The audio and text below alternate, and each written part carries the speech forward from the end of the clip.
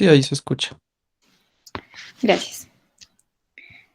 Entonces, bueno, para empezar, pues mi nombre es María Fernanda. Voy a hablarles hoy acerca del cuidado de las heridas y estos fueron los dos libros en los que me basé para hacer la presentación.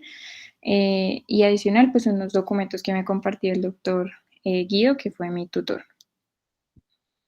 Entonces, para iniciar, la mayoría de las heridas que hay se sanan sin alguna intervención adicional en las personas que son sanas. Sin embargo, pues hay personas que tienen enfermedades sistémicas o enfermedades agudas que pueden desarrollar heridas que no cicatrizan como en su curso normal y que necesitan intervenciones adicionales. Entonces, pues quise poner aquí como que en general al cirujano plástico lo llaman ante estas tres situaciones principalmente y es una herida aguda donde la apariencia final puede ser la principal preocupación tanto de pues el médico tal vez que está atendiendo al paciente o del mismo paciente.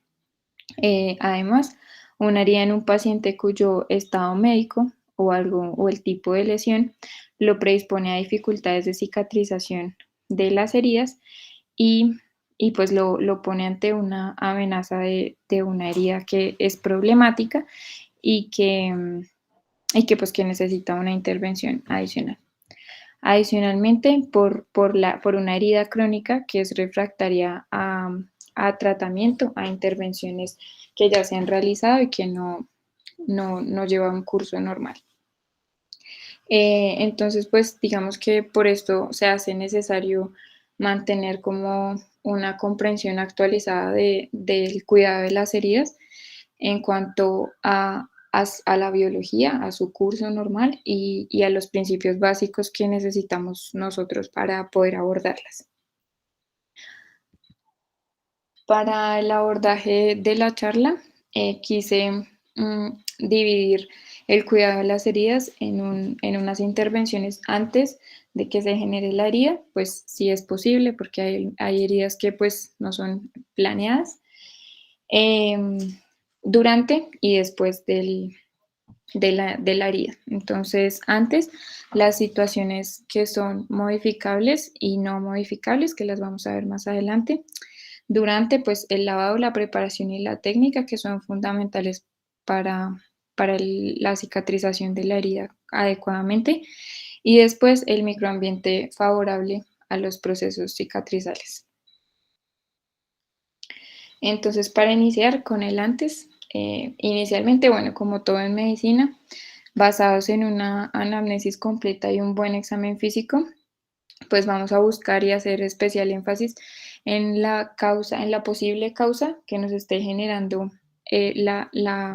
que se perpetúe la herida, como lo había dicho antes, y o también pues como que las situaciones que puedan generar la persistencia de la herida. O sea, la situación eh, antes, o sea, que la herida ya esté establecida y entonces busquemos qué cosas pueden hacer que la esté perpetuando o que vamos a hacer una herida y no sabemos qué puede hacer, que pueda generarnos complicaciones. Entonces, pues aquí digamos que el ejemplo más claro de estas cosas son las comorbilidades y las enfermedades sistémicas que esté presentando el paciente, medicamentos que estén tomando y bueno, todas las situaciones que podemos indagar y saber previo a la herida mediante la anamnesis y el examen físico completo. Y pues estas situaciones, aunque muchas son como que pueden tener repercusiones en la cicatrización, por eso debemos saber cuáles son las más importantes y pues esas situaciones particulares las voy a estar mencionando más adelante. Pero pues es importante saber que debemos prestarle especial cuidado a esas personas que tienen esas comorbilidades y esas situaciones que nos llevan a una mala cicatrización. Entonces, basados en la historia clínica y en el examen físico, se pueden realizar exámenes complementarios que nos ayuden a, a dilucidar, digamos, que el estado nutricional del paciente, como pueden ser los niveles de albúmina y prealbúmina, a nivel de inflamación fisiológica del paciente, la proteína C reactiva o la tasa de sedimentación globular y el estado del control de la diabetes, que pues es una de las comorbilidades más importantes para la cicatrización, entonces pues con una glucosa plasmática o una hemoglobina glicosila. Entonces digamos que pues en general eh, lo que debe tener un paciente, digamos que es mínimo antes de nosotros realizarle una herida que sea programada, después un cuadro hemático para ver la leucocitosis y la anemia y algunas pruebas de función renal, aparte de los que ya les mencioné. Entonces, y bueno, pues así como hay comorbilidades y estas cosas que les mencioné anteriormente, van a haber unas particularidades. Entonces, digamos que hay unas situaciones generales que podemos hacer, que podemos realizar nosotros como médicos que van a favorecer el cuidado y la buena cicatrización de esas heridas. Entonces, el primero de ellos, que los vamos a llamar pues los factores modificables, y el primero de ellos va a ser la profilaxis antitetánica. Y pues claro que va a depender de las circunstancias en las que se produjo la herida y pues digamos que sí o sí debe garantizarse en las heridas, en las situaciones donde hayan generado heridas complicadas, contaminadas con fecales, tierra o infectadas, o que podamos ver el tejido necrótico ahí a simple vista. Entonces, pues aquí les traje como el cuadro, que también va a depender del esquema de vacunación que tenga el paciente en ese momento. Entonces, pues digamos que si la herida es limpia y pequeña y el paciente tiene menos de 5 años de vacunación, no hay necesidad de vacunarlo nuevamente. Pero si lleva más de 5 a 10 años, debemos hacer un refuerzo con toxoide. Si tiene más de 10 años, se hace también el refuerzo. Y pues si nunca lo ha tenido, se inicia el esquema de vacunación normal. A diferencia de la herida teratogénica, digamos que pues de 5 a 10 años se hace el refuerzo normal, pero si es más de 10 años o nunca, se debe iniciar la vacunación o aplicar el refuerzo de toxoide, pero adicionalmente se deben poner 250 unidades internacionales de gamma globulina. Eso es lo que se recomienda. Entonces, para iniciar lo que podemos hacer durante la herida, entonces va a ser principalmente, o pues como en general lo que engloba es el control de la infección, que pues iniciamos con el lavado de manos, que pueden ser con soluciones yodadas o con alcohol. Y pues bueno, eso sí, antes de revisar al paciente o después de algún procedimiento quirúrgico, lo que sea, siempre antes y después es súper importante y pues lo sabemos. La antisepsia, esto pues con el fin de eliminar la mayor cantidad de agentes patógenos en, en el momento de la preparación del sitio donde vamos a realizar las incisiones y que pues posteriormente va a quedar la herida en el paciente. Adicionalmente, la irrigación. Es súper importante este paso y se recomienda el uso de soluciones isotónicas a presión. Puede ser pues solución salina o lactato de Ringer. Sin embargo, no siempre vamos a tener disponibles estas cosas y pueden haber situaciones en donde no estén. Entonces, se recomienda también el uso de agua potable, también está recomendado y pues funciona. Eso se hace con una aguja de 20 o de 50 cc, de jeringa de 20 o 50 cc con una aguja de 18, que es como genera una presión lo más parecido a la presión que generan, digamos que está estudiado que funciona y esto pues todo esto lo hacemos para disminuir la cantidad de bacterias y retirar los cuerpos extraños que puedan haber en la herida. Aquí es importante decir también que directamente sobre la herida no se usan soluciones antisépticas ni alcohol, ni nada de eso, porque favorece el daño tisular y pues puede generar toxicidad por absorción de estas sustancias. Entonces, simplemente es con el agua destilada o las soluciones isotónicas. Para continuar, entonces la profilaxis antibiótica, pues en general las heridas limpias y limpias contaminadas solamente reciben profilaxis que generalmente se hace con cefazolina, más o menos 30 minutos a 1 hora antes de la cirugía. Pero en las heridas sucias, que son las que se generan normalmente por trauma, o las heridas que ya tengan signos de infección local que sean evidentes, pues es necesario que pase de ser una profilaxis a ser una antibiótico-terapia formal, pues luego del procedimiento. El siguiente punto es el desbridamiento, que consiste en retirar pues todos los tejidos no vivos o que estén infectados em, dentro de la herida. Y pues esto incluye también las pseudoescaras, que después de eso se van a volver las escaras o las costras que nosotros vemos y pues que ya están establecidas en la herida, necesitan ser retiradas porque esto va a facilitar el proceso de cierre de la herida. Porque, pues bueno, esto así vamos a controlar la infección porque al facilitar el cierre de la herida, pues se va a disminuir las posibilidades de que crezcan bacterias.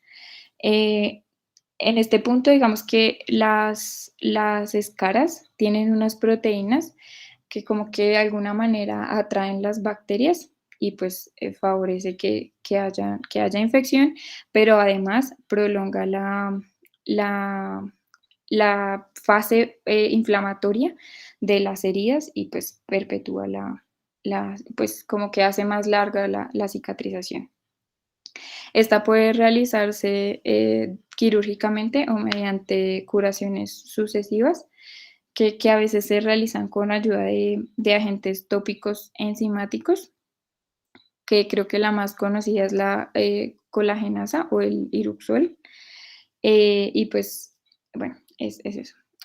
Adicionalmente, el cierre primario, que está indicado en las heridas simples no complicadas.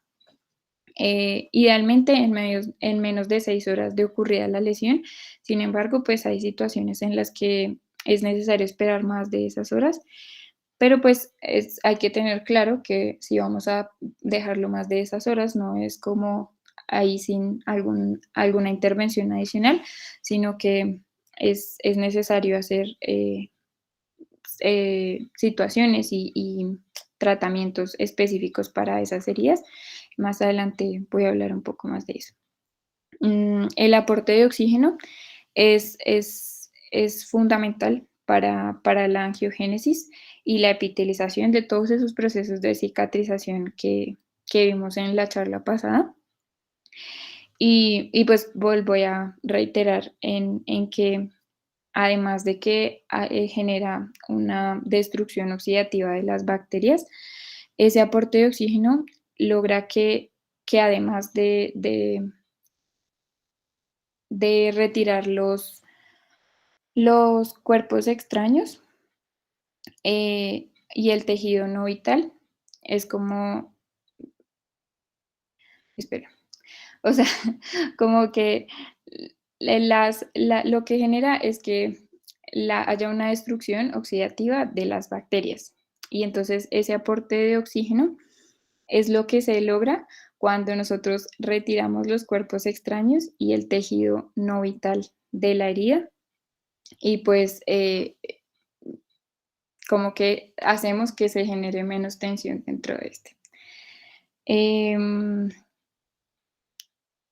digamos que cuando digo lo de la tensión, me estoy refiriendo a que hay un pobre perfusión capilar porque pues que ocasiona esa tensión dentro de las heridas y pues eso va a favorecer finalmente que haya necrosis o que haya dehiscencia de las heridas. En cuanto a la nutrición, los requerimientos nutricionales en los pacientes que van a sufrir heridas o que ya tienen una herida establecida van a aumentar y entonces de alguna manera se aumenta la probabilidad de que esa persona entre en un metabolismo eh, catabólico. Entonces, pues digamos que eso se ve más en los pacientes que tienen heridas extensas y crónicas, pero pues de ahí podemos pensar en que es muy importante que los pacientes tengan una buena nutrición antes y después de que ocurran las heridas, porque pues el estado de cicatrización, ya vimos en la clase, en la charla anterior, que consume energía y que necesita de proteínas para poderse llevar a cabo adecuadamente. Entonces, pues la nutrición de estos pacientes debe ir enfocada a un aumento proteico calórico. Em, bueno, aquí para ejemplificarles pues lo que acabo de mencionar, la primera es una herida en un niño que se cayó contra el asfalto y le quedó lo que ellos llaman en el libro el tatuaje por partículas. Y es solamente porque al momento del cierre de la herida no se realizó una buena irrigación y extracción de los cuerpos extraños. Y en la imagen de la derecha vemos una herida que había ocurrido 3 horas antes de la foto por abulsión. El paciente ingresa, se le realiza un desbridamiento y un cierre primario, un control de infección y finalmente genera una cicatriz funcional y estéticamente pues aceptable en buenas condiciones. Em, entonces, bueno, les estaba hablando de los factores modificables a favor del cuidado de las heridas. Y pues ya les había mencionado que el lavado con abundante solución salina para la extracción de cuerpos extraños. El desbridamiento de los tejidos no vitales, que permite el cierre de la herida por primera intención y disminuye el caldo de cultivo, como les mencionaba antes. Evita que todas las bacterias se acumulen y pues haya más probabilidad de infección.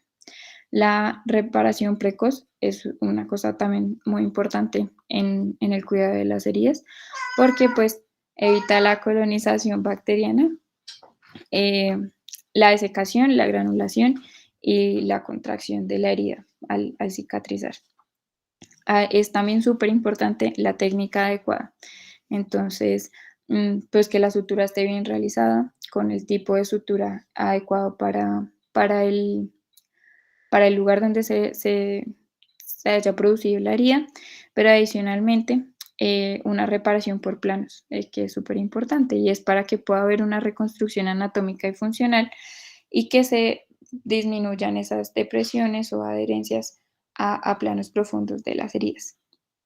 Adicionalmente, bueno, evitar la tensión que ya les dije y la hemostasia, pues hacer hemostasia que disminuye la posibilidad de las dehiscencias en las heridas. Em, la terapia antibiótica sí está indicada, que ya les había mencionado, y el retiro de los puntos de sutura a tiempo para evitar las marcas. Em, entonces, bueno, cuando las heridas no se pueden cerrar primariamente o se hace un cierre primario diferido, que ya lo habíamos hablado en la charla pasada, em, se debe cubrir la herida con el fin de que podamos mantener un aislamiento del medio externo, pero que al mismo tiempo se favorezca pues la creación de un ambiente húmedo en la herida, porque eso ha demostrado que hace que los pacientes cicatricen mejor y en menos tiempo que las heridas que digamos que dejamos al aire, sino como que se sequen y no se mantengan en un ambiente húmedo. Entonces existen varios elementos que podemos utilizar, pero en general existen las gasas impregnadas, que pueden ser con antibióticos tópicos y antiadherentes de petrolatos y la vaselina. Digamos que esas son las principales y pues que son recursos que se tienen disponibles y, y que dentro de todos los apósitos especializados que hay, pues son como los menos avanzados y los menos especializados, pero pues que funcionan muy bien y que son como los que tenemos más a la mano. Sin embargo, adicionalmente existen otros como los apósitos de coloides, los sustitutos térmicos y los cultivos de queratinocitos, que pues son otros que, que digamos que son más especializados y que vamos a usar pues en ambientes más, digamos que en situaciones no de la vida cotidiana, por decirlo así. Hay otras eh, co- situaciones que pueden ayudar, otras cosas que pueden hacer, y es como la técnica de los injertos y de los colgajos, y pues oclusiones, como ya les había mencionado. En cuanto a los medios físicos, que también son importantes para esto, se puede utilizar la elevación de la extremidad, vendajes compresivos, bombas de compresión, oxígeno tópico, que pues es el oxígeno hiperbárico, la estimulación electromagnética y mecanismos de vacío como, sí, como medios más especializados.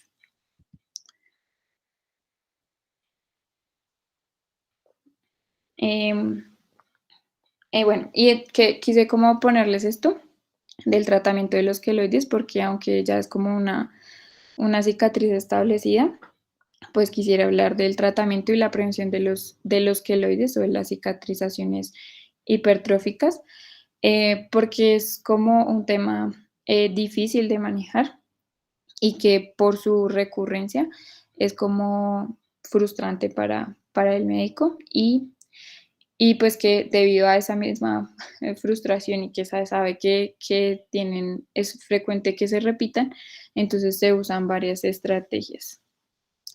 Una sola terapia individual no ha demostrado que realmente funcione y por eso su complejidad y la necesidad de que se usen varias estrategias. Entonces, las más utilizadas son la excisión quirúrgica, que pues la idea con esto es que haya una resección completa de esa lesión, pero que pues permita como mantener el, un margen de tejido sano que ha demostrado pues que tiene mejores resultados que las resecciones que se hacen de manera parcial. Adicionalmente a esto, deben realizarse estudio histopatológico de estas lesiones retiradas porque es necesario que al, al quitarlas, nosotros descartemos los diagnósticos diferenciales de los queloides o de estas cicatrices hipertróficas. Y es, por ejemplo, el dermatofibrosarcoma protuberans pues, el carcinoma vasocelular.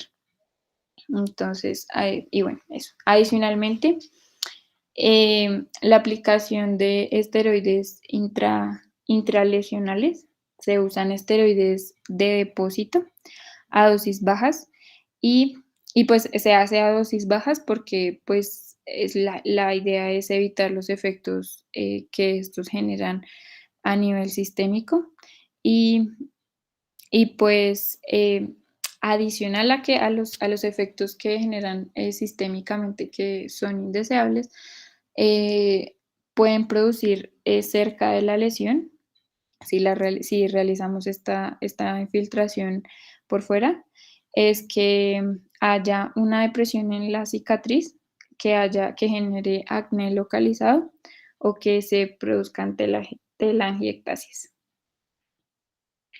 Eh, También está la silicona gel en láminas, las cintas papel poroso o el micropore y la presoterapia para el tratamiento de estos. Aquí digamos que a manera de conclusión quise mostrarles esta imagen en relación a la importancia del cuidado de las heridas, ya que, bueno, esta es una complicación de una herida que permanece abierta por años y entonces digamos que perpetúa los mecanismos proliferativos del epitelio y pues de esta forma facilita el desarrollo de un carcinoma espinocelular que se conoce como la úlcera de Marjolin y, y que incluso puede hacer metástasis. Entonces, pues acá vemos el tejido pues bien organizado, como es en la normalidad, y arriba en la histología, pues un tejido desorganizado que da cuenta de actividad neoplásica. Y ya, era eso.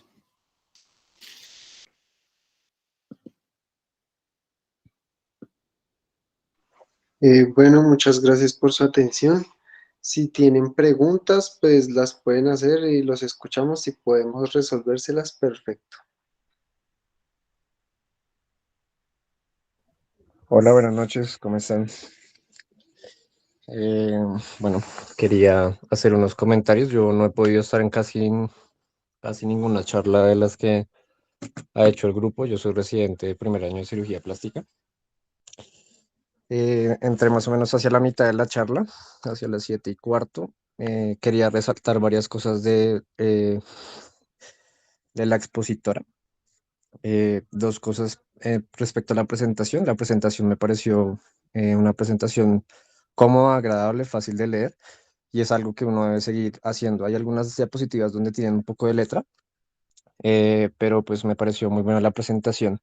Para mejorar respecto a la parte de la exposición, dos cosas importantes. Tienes dos muletillas que utilizas frecuentemente, que es el como que y el pues. Entonces, pues eso es, todos tenemos muletillas